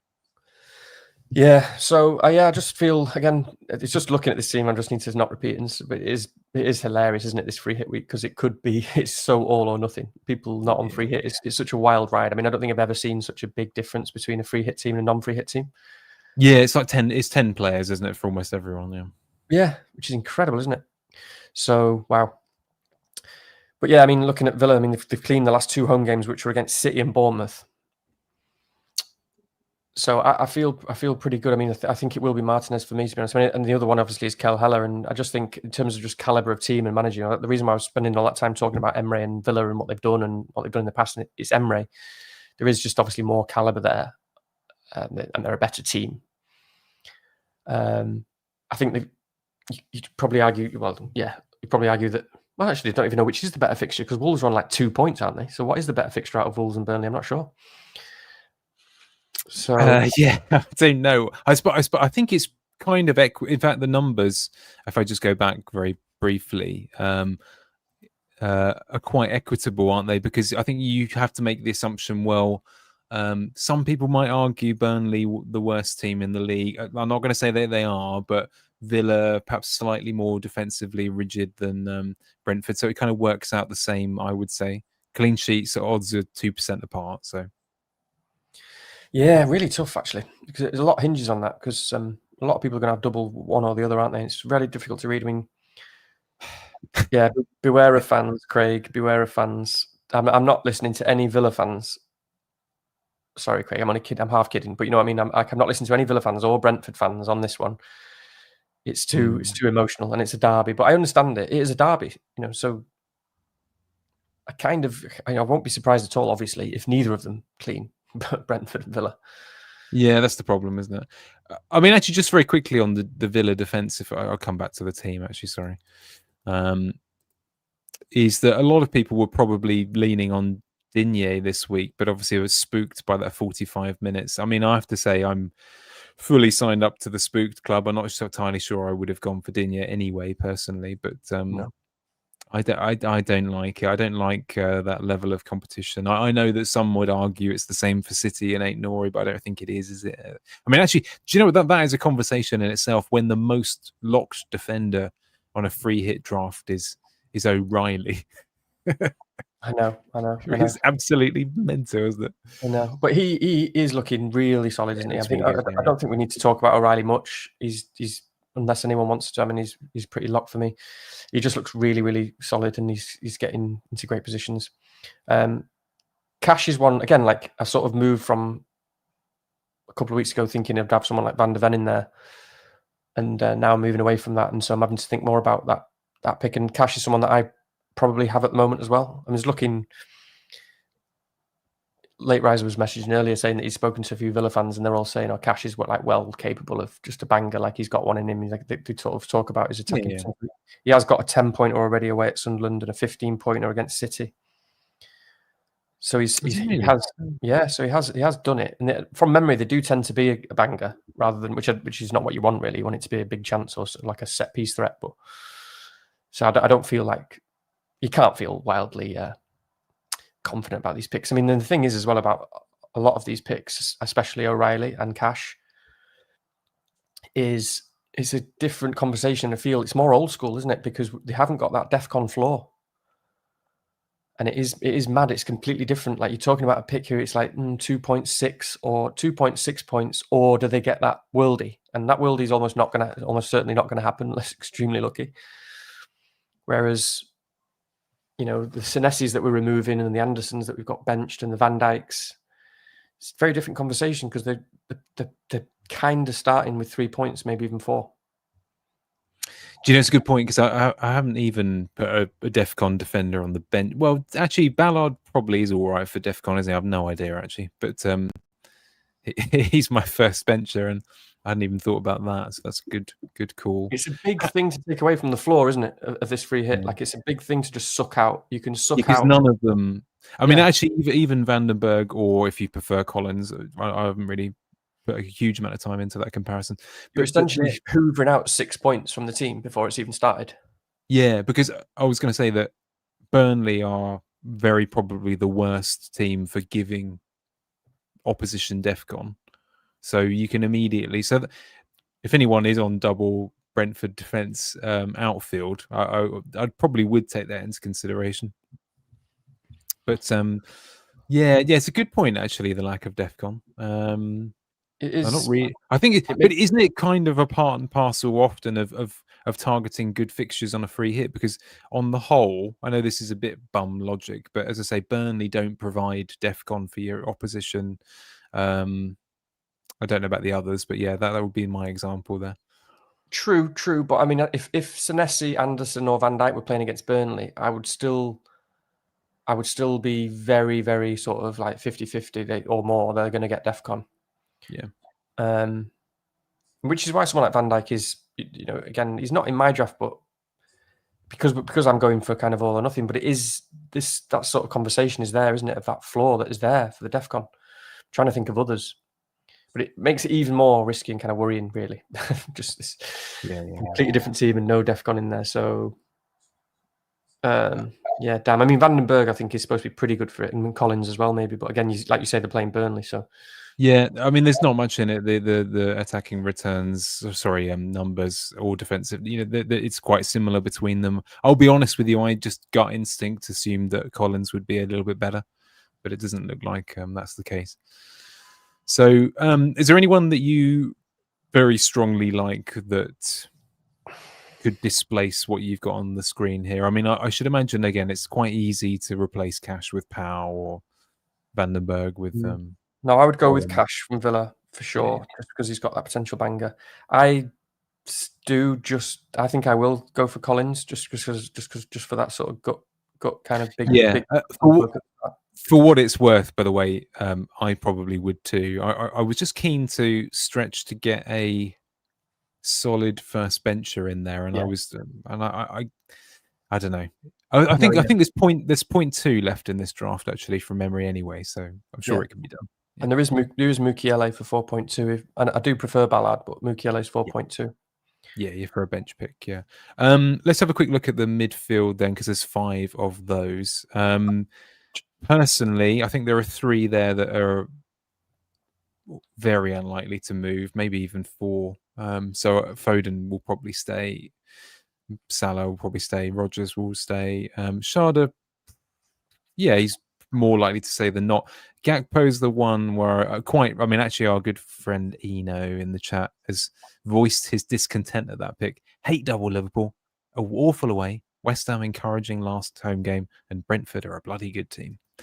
So I don't disagree with that. I think it's I'm not sure about that one. That's probably the most dubious one in that midfield for me. Yeah, can I just say really quickly, sorry to be a pain in the arse and keep coming back to the last point, but I think you will want to talk about this because this is the first time I'm really, really analysing it, trying to be objective for the pod. And I am thinking that one player that's being overlooked a lot in the free hit and that maybe, I don't know, I need to think about more in terms of the defence, just one last one, is Munoz. Yes, no, that's fair enough. Yep. And it's not just because it's like Munoz, it's really thinking about looking at these guys that we've got, right? In terms of avenues, let's take your Cash and your Vandenberg. The avenues are the fixture.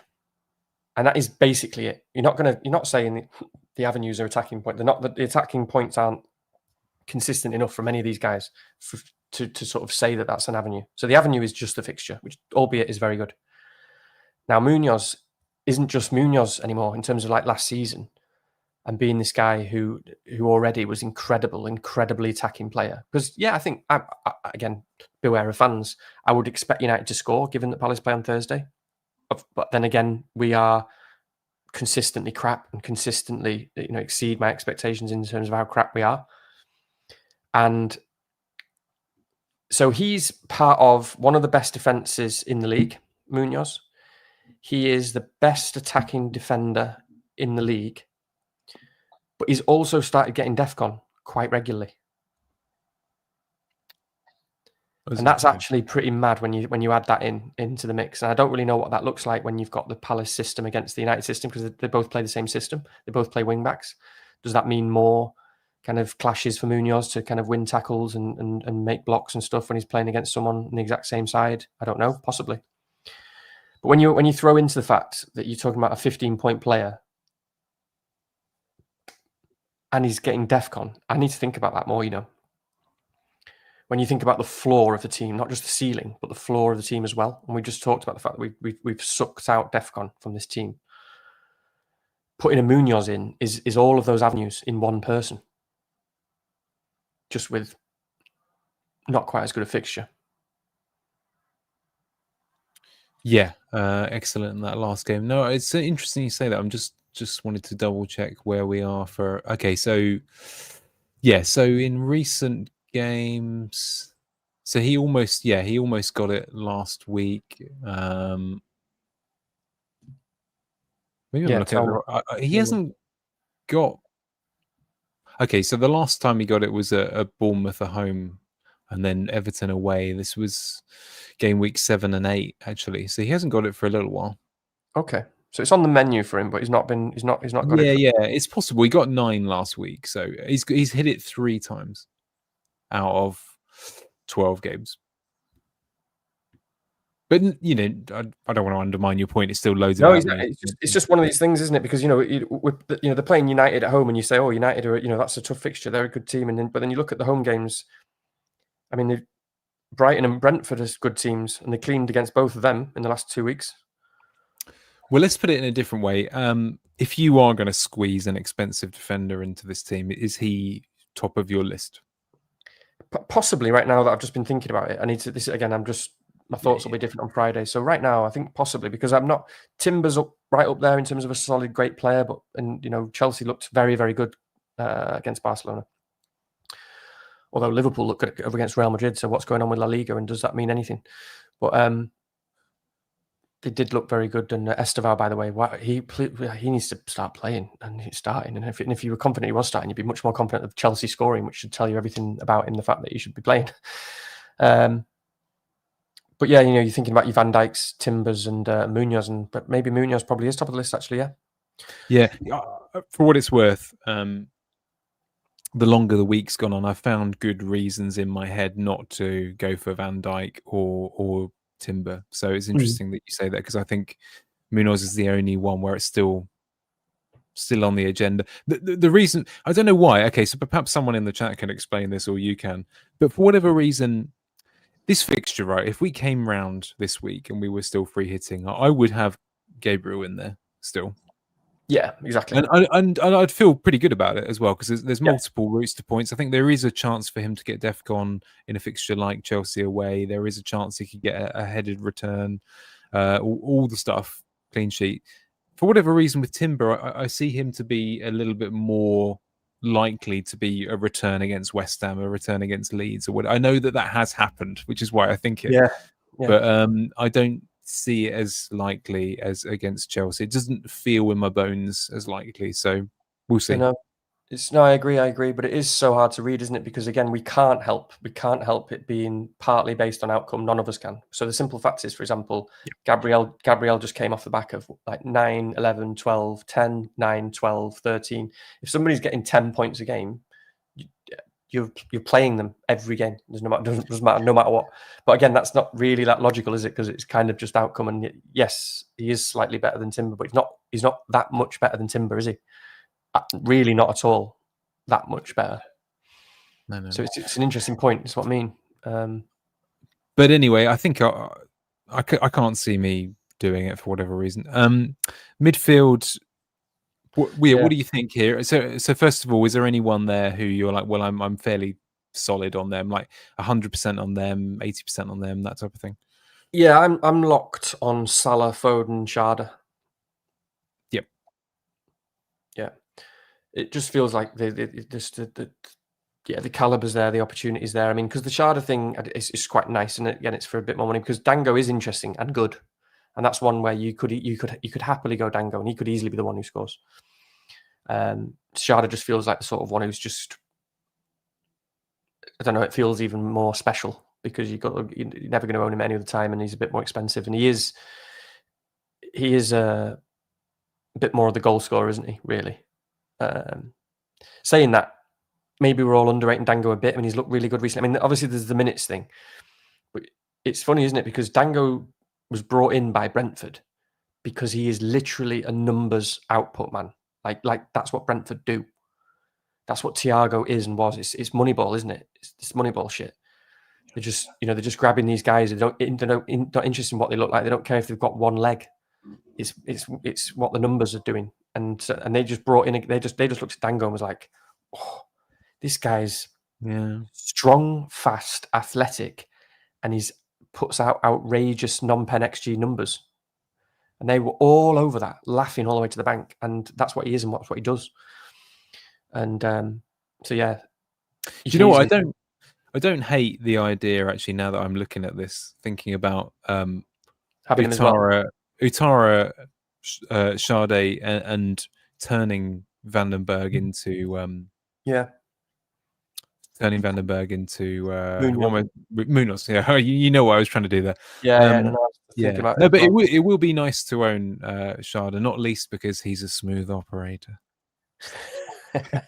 No, but I like it. He ultimately, again, is someone who's like, you wouldn't own him most weeks, right? But again, hat-trick potential. He's a guy who can do that. So it's just it is just terrifying. I don't know. I need to think on it more because it is terrifying. A bet on triple Brentford attack. Sorry, is like, they are still essentially like a sort of set piece team, and they're winning penalties. They're getting set pieces. Maybe they're more than that against Burnley. Maybe because historically, and whilst the manager was also there last year, and under Frank, they weren't just that. They were a team that got big chances, and so you do expect that as well to actually carry on. In a game like Burnley at home.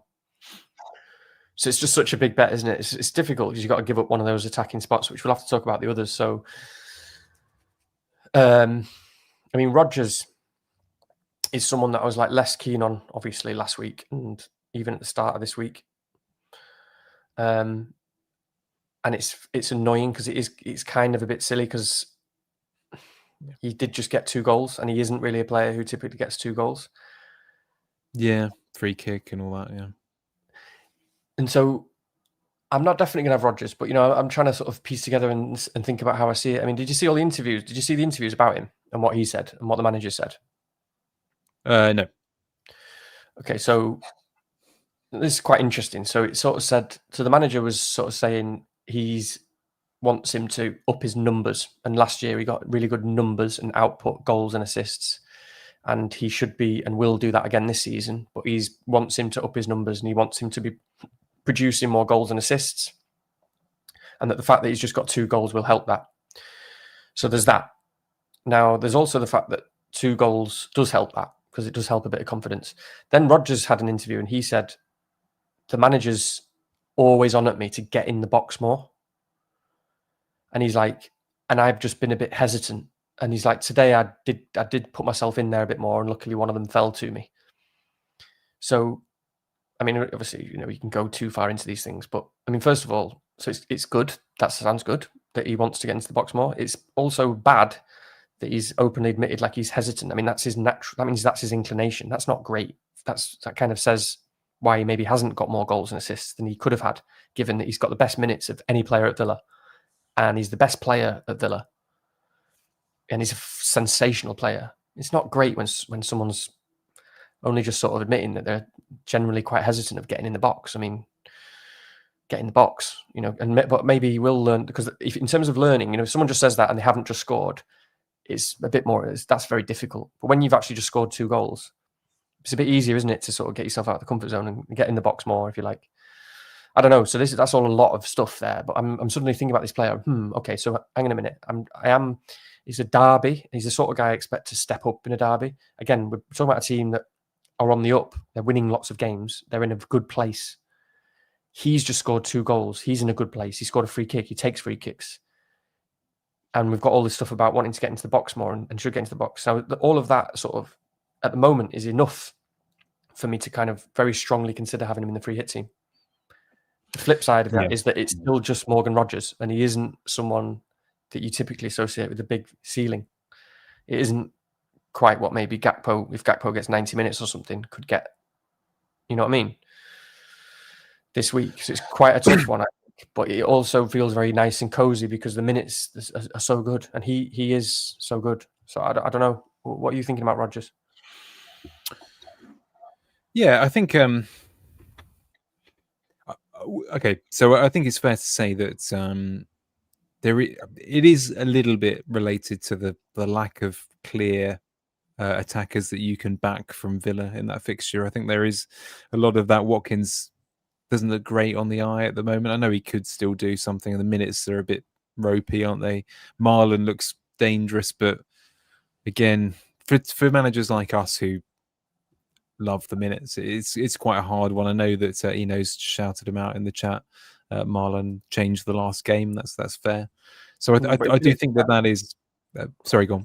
His minutes are crap, Marlon. I can't. Yeah. He got 8 minutes or something. So yeah, he could be great, but I can't go there on free hit with someone whose minutes are that unreliable. Yeah. But, sorry, go on. Yeah. No. I was going to say. I mean, actually, one of my reservations about Utara was that the minutes are, not as strong typically as Sharda. So if I'm worried about Utara, then I'm definitely worried about Marlon. It's one of those things. So. This is why this is the standard draft that I chucked in whilst on the bus on the way home. Like, everyone here, I think, will play minimum, fingers crossed, 75 minutes. It does come down to that. Those 2 positions for me, and I mean, and of course, it could and should be more than 2 positions for other people. But at the moment, I'm kind of honing in on those 2 midfield positions, and it is very interesting. And that's where it's scary, because it's where do you land, because it could go any which way. To give an example in terms of team value, by the way, I have no idea what my team value is, but it should be pretty good. To stretch that out to the max, you can take pretty much that exact team, and I was able to just about turn Gakpo into Saka and Rogers into like an Anderson. Oh. So just in terms of, I say that in terms of potential, in terms of money, it was something like that. It was definitely Saka and some reasonable midfield. Now that's quite interesting. Yeah. So that's pretty much $1 million. Yeah, approaching $1 million. I mean, granted, but Ballard is an expensive first sub, but yeah. Yeah. So it might have been Mukiele or something. But so, I mean, they're both interesting picks. First of all, let's touch on them very quickly. I mean, Saka is someone who naturally I would, especially when I can stretch to it and I can get kind of the 3 big hitters, and he's such a good pick. He's someone that normally I would want on a free hit, and I would want in this free hit because he's so good. But there's pretty much one reason at the moment that's stopping me from getting Saka. Can you think? I was just trying to give you a quizzical look, but that will be lost upon the audio. I'll go for there's one person. That's the reason why I'm not. Yeah, well, I mean, I'm assuming Cucurella. Mm. Yeah. because he is. I mean, that's quite. I think that is. It's fine. I don't normally think about it. He can do it. I don't normally go down the matchups route, but it is quite a big chunk of something. It's a bit like back in the day when someone would be up against Wan-Bissaka. It was enough of a chunk to be like, that is such a nightmare for them that it can be part of my sort of decision process. Because he is so clever and so good at that, and it is a bit of a problem. It does take a little bit of a chunk off Saka for me, especially when you're sort of thinking about taking people on, that are not in kind of free hit teams or whatever. And also Anderson is a really good pick, isn't he? I mean, this is the first time in the season that I've been saying that, but obviously I think that he could well be on penalties. Okay, yeah. It never even crossed my mind, to be honest with you. I mean, sorry, for a free hit pick. Yeah. With I don't know if he's on penalties, and I haven't looked into it enough. But obviously, he took that one that he took, and he took it really well. And Gibbs White made a separate sort of joke that Tuchel told him, "Don't ever take a penalty again." But the way he said it was almost like, "Well, yeah, like I'm never gonna," because he missed one before that or something. He was sort of like jokingly brushed it off as if to say, "Yeah, he's probably right. I'm never gonna bother with that again." Because he sounded like the sort of guy who's not really bothered. Sort of like, okay, well, anyway. But Anderson is pretty much 4-point floor. So if you are thinking about wanting to get money anywhere, I mean, there's a lot of solid things there. He's 4-point floor. He's a sensational player, and their best player. By the way, by far top of my shopping list. If United were going to sign any midfielder from anywhere, it would be Anderson. So he's just a really good player that's always involved, and attacking returns don't surprise me. And DEFCON is almost a given, and potentially penalties. And he's just coming off the back of what is he coming off 9 points, and then something else, and he's been racking up the points. So I just thought that was quite interesting in terms of Saka. But yeah, I'm a little bit put off by Kukurea. So then you start to think, what about these United and Palace guys as well? Again, they have to be in the conversation because now we're talking about, if we're talking about Gakpo and Rodgers, these sort of decent players with decent fixtures, but again, they've got their sort of downsides. Then you have to then talk about a Bruno Fernandes, who's a much better FPL pick than them generally over a 10-game period, whatever, and has loads of avenues, and is playing a Palace team that played on Thursday night. And the same with Burmo, who's been our best attacker by a long way. Looks like he can score every game, Burmo. Burmo is a caliber above Gakpo and Rodgers, no question. So that means that he has to be in the conversation. So suddenly you're thinking about, if you do rule out Saka and Anderson, you're thinking about Bruno Fernandes, Burmo and Sarr for me, who is still a ridiculous and incredible pick, and he's at home against Man United. Mm-hmm. I think your argument there. I mean, who knows? Obviously, you're mulling it over, etc. To my mind, invites not free hitting at all. I mean, you just talked about the viability of two Man United midfielders. Sarr, you own those three players, well, right? Yeah, I've got five. So I don't want to be in a situation where I've got five in that game. But you could reasonably argue for having a piece and picking one of them because they are still individually great picks. I mean, this is the thing: is if you rule out certain picks, you are in this pool. I don't mind having a player who's in my normal team at all. I just want the guys who get the most points. I just want the guys who get the most points. So who's most likely, would you say, from that group? Right now, I would say possibly Sarr, but I need to look into Gakpo more, and then I still need to look into United more. The good thing about Sarr is you don't really need to change anything else, do you? If you bring him in, like if you're there on Saturday morning wobbling, it's easy to put him in for someone else without ruining anything else. So that's a small note, perhaps. Gakpo, I mean, I know that people have already commented in the chat that Liverpool have already conceded tonight against PSV. So that's interesting. I don't know. I mean, it doesn't matter to me. I'm not likely to go with a Liverpool defender for all sorts of reasons. But yeah, that's interesting. I mean, Gakpo is definitely the one that I will be monitoring carefully before deadline. This is a tricky one. Definitely want to watch that one. One to mention Just to think about anyone different. Sorry if you were going to say someone then, but I'm just looking. Not really. I'm just looking at the fixtures, and an interesting punt is surely Harvey Barnes. As an interest, Everton, yeah, okay. Everton, 5:30. I mean, I don't know. I need to look into the minutes a bit more, but he's on it at the moment, isn't he? He's on it at the moment. He's a goal scorer. He is. Everton have got. I know they've obviously Everton two clean sheets on the spin. If that makes any difference, but yeah. So is there anyone else in those midfield spots? I mean, there is. I mean, Gibbs White. I think Gibbs White is injured, by the way, because he's very interesting as well. But I think he might be injured. So just to say why I've not really talked about him more, because he's been basically playing very high up. You know, he's been playing as a number 10, and he's a very, very good pick, and he's a sort of, you know, he's a very good player. He's a bit of I think from what you've said, these interesting names. I mean, adding Dango into the mix and really putting a hefty bet there is interesting. I like Saar is definitely and Munoz are on the fringes of the conversation, so I don't mind that at all. It really does depend on how you want to use this free hit, whether you're throw all irons in the fire kind of guy. But I still think, just as the last one, we're going to go now because we've been too long, but I still think Eze is an interesting pick, by the way. Eze is an interesting pick. Eze is just so on it at the moment. Just to say quickly, he's so on it. He's so confident. I'm not going to say what I was going to say. I was going to say no. I'm not going to say that.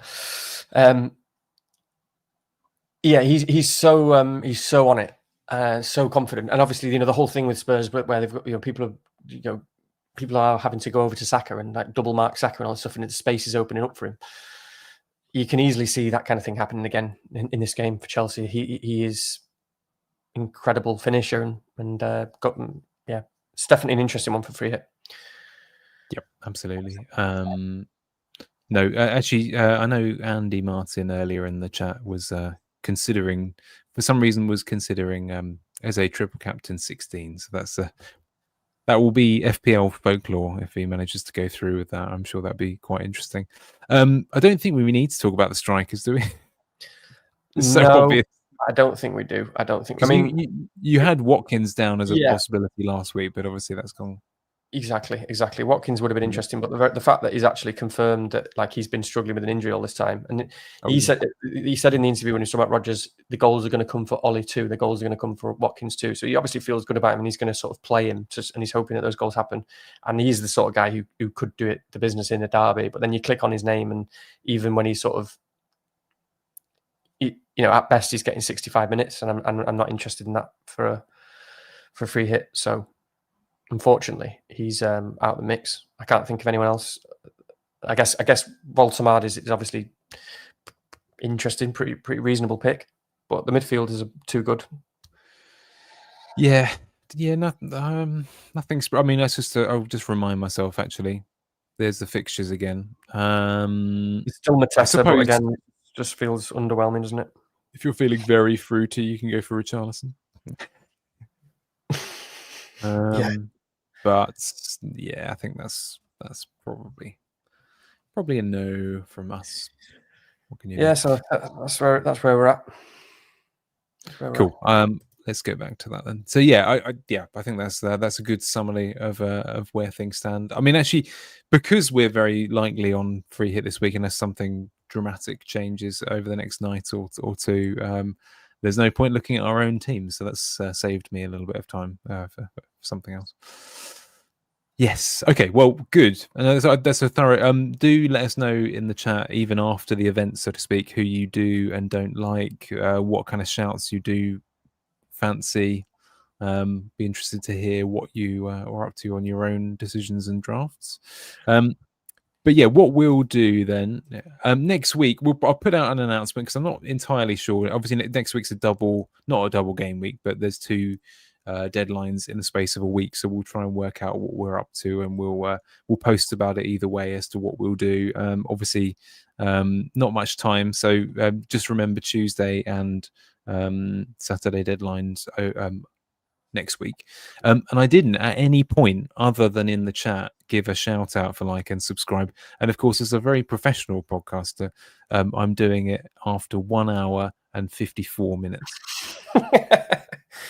And if you think we're stupid, that's because we are. But yeah, hopefully, maybe you've skipped to the end to see what the free hit draft was like, and now you can think, oh great, I'll go back to the start now. But before I do, I'll share this to everyone. I'll put nice comments in the chat after the event. I'll do all that hype business that they got on YouTube nowadays. I don't really know what that is. And we need to insert one of those intros. Like Adam does that intro now, where he sort of like speaks before the. You could insert yourself as doing a welcome to the last. Yeah, I know what you mean, because with those intros, it's a different face situation, isn't it? So it's usually just one guy or something, yeah, something like that. Or on Tifo, where they actually, I don't know if you heard like the football podcast, where they do here's what we discussed on today's pod for about 10 minutes, and then they do the pod. So yeah, we could do that. I mean, we're not going to do that, but we could do that. But yeah, no, it's we should say it is massively appreciated. I think it's probably a time of the season thing, but kind of likes and subscribers have pretty much died. Up. Yeah, so I don't know if that's because we've dried up or it's just I think that's the time of the season. But hopefully we can. It's nice anyway, so appreciate it. Yeah, please do. I mean, if you find anyone else who is still needing something to accompany them for approaching 3 hours most weeks, something to perhaps help the baby fall asleep, or just some company, really on the radiogram and the next door or something, then you can have our voices on. We sound very pleasant, especially Danny. Everyone likes him. No. Great. Okay, well, we'll leave it there, and I will plan out how to stick Dango in on free hit and that sort of thing.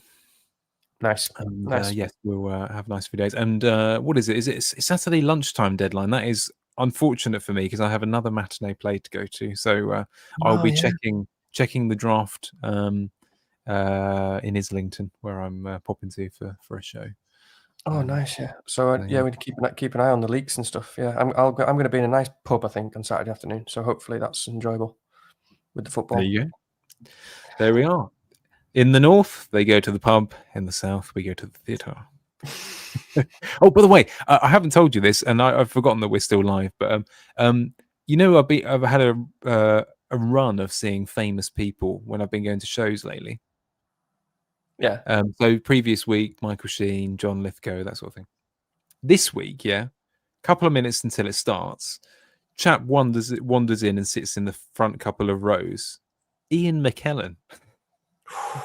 Wow. That's even more famous. So yeah. Christ. I don't know. I'm going to see a prime minister next, although let's face it, no one likes any of them. But yeah, that is pretty cool, isn't it? Yeah.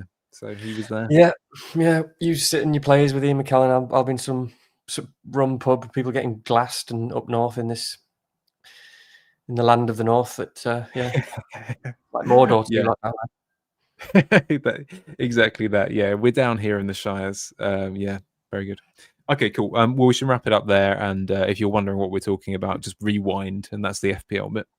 Okay, cool. Well, we'll see you next week, anyways, in some form or another. And good luck, whether you're on free hit or otherwise. Preferably if you picked the same team as us. Have a good evening. Nice one. See you later. See you soon.